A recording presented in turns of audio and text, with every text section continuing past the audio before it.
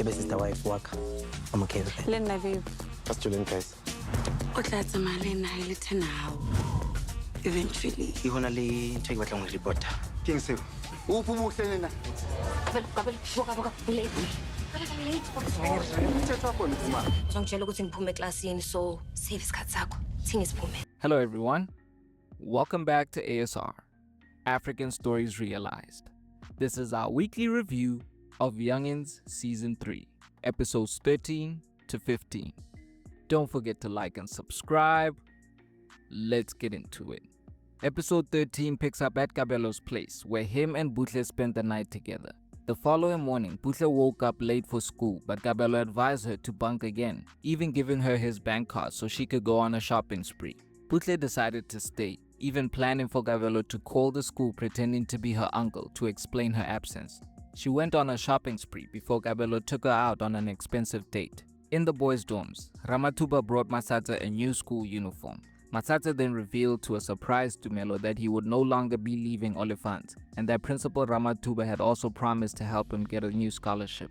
After cheating on Amo, Khaya desperately tried to apologize to her, but she wasn't interested.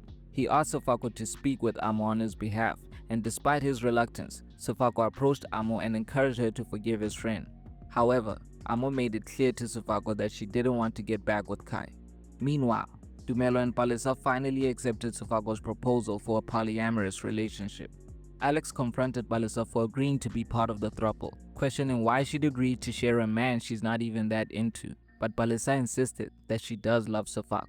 Later in Sefako's room, Palesa tried to tell him that she wasn't comfortable with their arrangement, but the couple was interrupted by Tumelo, who claimed he wanted to borrow some soap from Sefako, openly flirting with him in front of Palesa before leaving. The episode ends with a jealous Palesa insisting to Sefako that she still wants to be part of the entanglement. In episode 14, all eyes were on Buhle when Kabelo dropped her off at school. He bribed the security guard to keep his mouth shut before Buhle returned to her room, where she showed Amo the gifts that Kabelo had showered her with, even giving one of the outfits to Amo. In the boys' dorms, Khaya asked Sefako if he had managed to speak to Amo about forgiving him, but Sefako revealed that she rejected his efforts and had no desire to forgive Khaya. Later in the cafeteria, Khaya made a passionate apology to Amo in front of everyone, but she silently walked out as the room broke out in laughter. Khaya tried once again to apologize to Amo, even getting down on his knees to beg for her forgiveness, but Amo insisted that their relationship was over.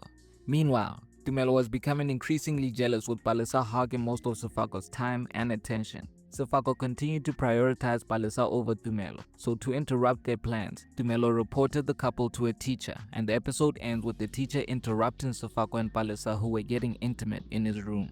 Episode 15 picks up in Ramathuba's office with the principal giving Sefako a final warning after he was found in his room with Palesa. Amo tried to catch Buhle up on the latest school gossip, but she was nursing a hangover after spending another night with Kabelo. Kabelo later sent flowers to Buhle in school, and in class, she revealed to Ramathuba that she hadn't done the assignment, disrespecting the principal in front of the other students before walking out of the classroom.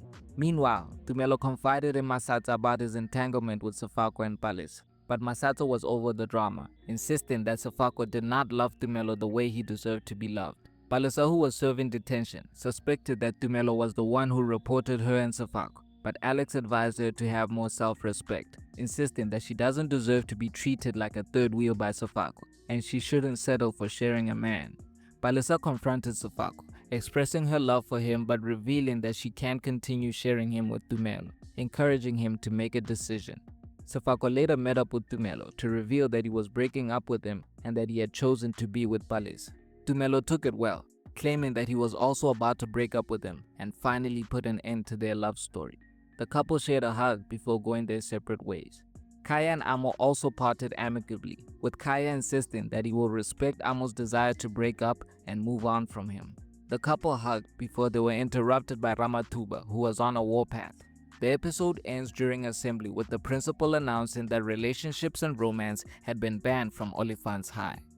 The show is on a roll with another batch of great episodes this week. We are a third of the way into the season, and I must say, we're cruising nicely. The battle lines are being drawn between the students and Principal Ramathuba, and like we suspected last week, it does look like Mahlatsa will be on the principal's side. It was great to see him in high spirits again, but it does seem like he's still interested in Amo. I do wish they would have got him a different love interest, because this triangle with Khaya and Amo has dragged on for too long now, and it does look like the boys are still going to compete for her affections. Khaya is relentless, and while it did look like he accepted the breakup, I expect him to keep trying to win Amo back. I've actually noticed that when Khaya backs off, Amo usually becomes more interested in him, which is what I expect will happen again. Khaya is a mess, but I love the character because he's relatable and he has strong motivations behind his actions. I really thought him and Buhle were good together and brought the best out of each other, but since they broke up, Buhle has been all over the place and isn't as responsible as the Buhle we first met. I definitely don't trust Kabelo, and while he might come across as charming, I think he's involved in something sinister, like trafficking. I'm getting bad vibes from him. I hope Tumelo and Sefako are done for good, but knowing Tumelo, we can't be certain. He's really obsessed with Sefako to the point that he got hooked on drugs the last time they broke up, and Matlata did well to remind him just how bad their relationship was. There were a lot of come to Jesus moments where a few characters realized their self-worth today, so I really like that theme. We're in the best stretch of the season so far, and I have no notes for production today. These episodes were flawless and maybe even more complimentary than last week's. It really felt like one episode. Youngins Season 3 is streaming every Friday on Showmax. Thank you for watching. We'll be back next week with another review. Don't forget to like and subscribe. This is ASR for the love of African filmmaking and storytelling.